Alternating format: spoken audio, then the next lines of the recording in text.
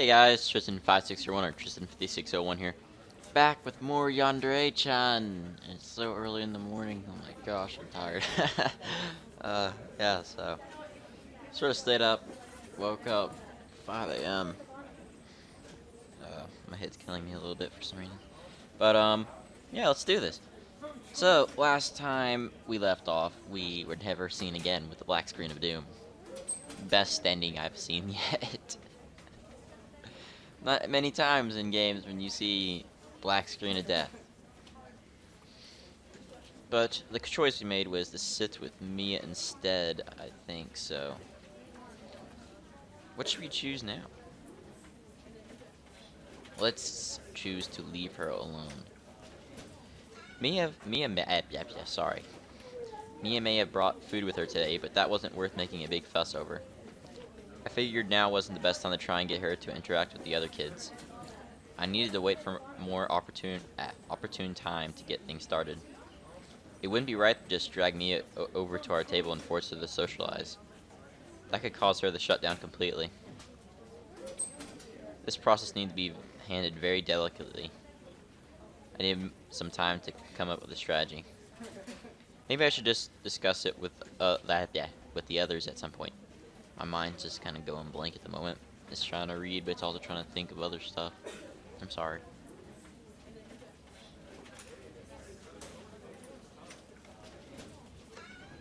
Oh wait, dang it, I can go back. It froze for a second. What difference would it really make if she ate by herself today as well? That being said, I went over and ate lunch with the other kids. After a few minutes, I heard Mia stand up and walk out of the classroom. I guess she decided to eat lunch in the library. I wonder if that was even allowed. Oh well, I'll see her again after lunch. And I almost forgot that we take the train together as well. Sorry, Mia. Please hang in there a little bit longer.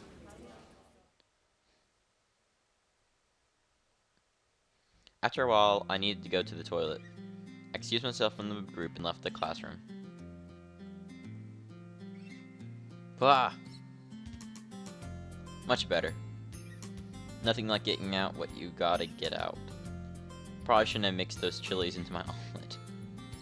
That tasted great, but they did a real number on my digestive system. I think I'll just stick to good old pepper from now on. I left the restroom in a visibly satisfied manner. Just as well nobody was around to hear me talking like that. Nobody wants to hear someone talk about doing their business. I stand corrected. All of a sudden, I noticed Mia staying in front of an open window across from the restrooms. Dang it, again with that cat-like stealth.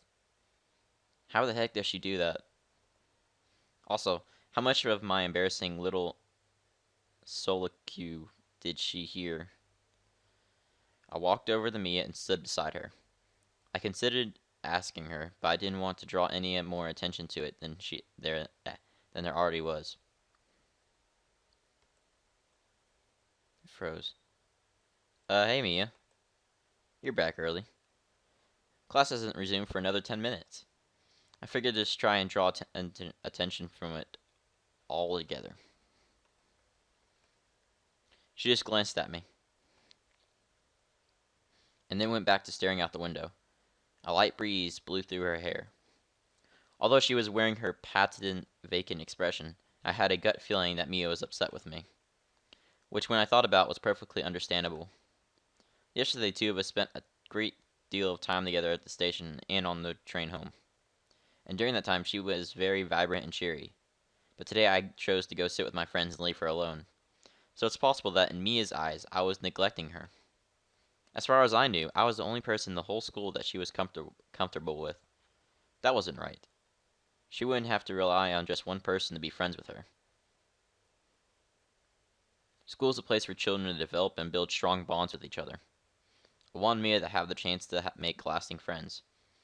Although at this rate, I guess my slow-paced attempt to assimilate her into human society would have to be sped up a bit. I needed to come up with a way to make her feel more comfortable around other people. But before I did that, I needed to apologize for how I treated her in the classroom. Listen, Mia, about earlier. Why does Tristan go away? Why is it that when I have Tristan, he suddenly disappears? How come he looks at me and then just vanishes without saying anything? Why do other people stay, but Tristan always disappears? How come they don't disappear instead of Tristan? Why don't they go away and leave us be? Why? Why is it this way, Tristan? Tell me why it's like this. I want to know why. Tell me why, Tristan. Mia. This girl was in far worse shape than I thought. I figured that she'd just feel a little neglected. I figured that... Oh, froze. So I was reading the same sentence. But clearly, I underestimated how bad things were for her. In the short time that Mia and I had spent together, she had somehow managed to develop this huge obsession with me. Is this what a schoolgirl crush looked like? I've never confessed to before, but I highly doubt it. I don't think this had anything to do with love. Mia was so socially awkward that she finally met someone that she could talk to. She ended up pouring all of her repressed emotions onto them. And anyone else who interacted with that person was viewed as an obstacle to her. That's not right. This poor girl never learned how to properly interact with other people. Well, I was going to change that. I was going to help Mia learn how to interact with other people. I was going to make sure that when she graduated from the school, she would graduate alongside her friends. Call it chivalry, call it stupidity, call it whatever the heck you want. But I was going to do all that I could to help her. But I was going to do all... Dang it, it froze again. This game's getting buggy all of a sudden. If only they disappear. If they all disappeared, then I could be together with Tristan. As long as they're around, they won't let me be with Tristan. If they won't disappear, I'll just have to make them disappear myself. Mia! Huh? Grip. What's wrong, Mia? That's just wrong. You shouldn't have to be all alone all the time. You shouldn't have to resent other people because you think they're preventing you from talking to me. You're more than welcome to join in and be a part of the group.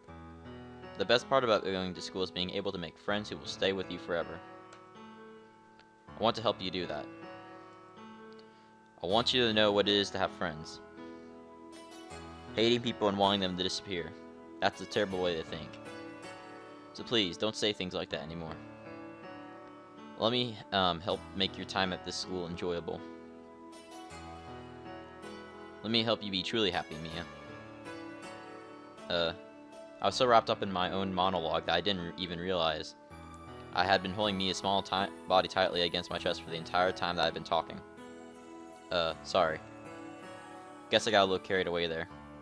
I let go of her and began to step away. Grab. But she quickly wrapped her arms around me and pulled me back. Mia? Mia looked up at me and smiled. Thank you, Tristan. I always knew you cared. I knew you'd always be there for me. I wrapped my arms around her small body. Eh? Tell me of course I'll be there for you. You think I'd go to all this trouble to help you if I didn't plan to stick around?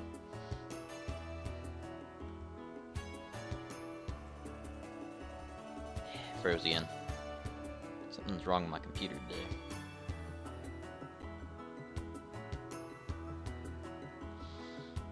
Don't you worry, Mia. I'm going to do everything I can to help make your remaining days at school into happy ones. You already have, Tristan. Huh? What do you mean? Dang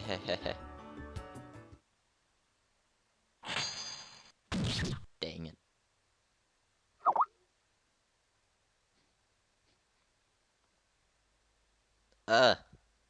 While we were embracing, Mia stabbed me in the back with something sharp. My entire body went limp in her arms. It's alright now, Tristan. I don't need anybody else, Mia whispered in a gentle tone. She tightened her embrace on my body and moved towards the window. Please don't freeze, please. I want to read what happens next.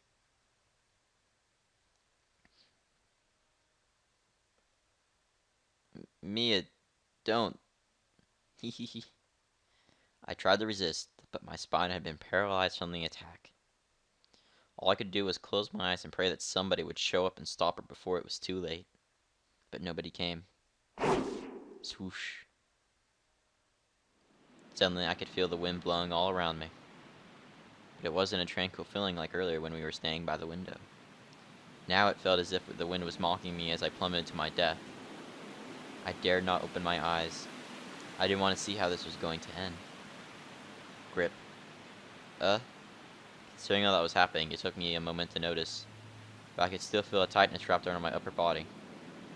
It couldn't be, could it? I hesitantly opened one eye.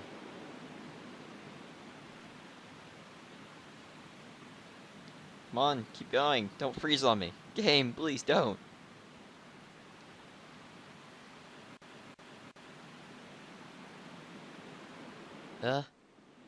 It was. For the moment I went to console her, to the moment she pushed me out the window, not once had Mia broken away from my body. And here she was, still holding me in a tight embrace as we sailed through the sky. She looked up at me with an elated smile on her face. It was quite possibly the happiest I'd ever seen her. I guess she was really happy just having me as her friend. If everyone else won't disappear and let us be together, then two of us will just have to disappear instead. Right, Tristan? Oh!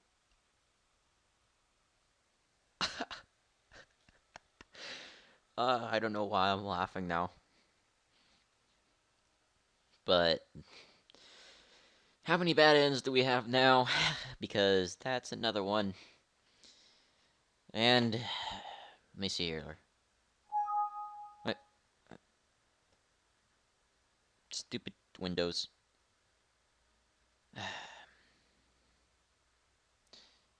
We got stabbed for not knowing her name. Let me see here. We got stabbed in the stomach because she wanted more blood for the calculator. We disappeared by black screen. And now we got stabbed and pushed out a window and fell to our death. Okay then.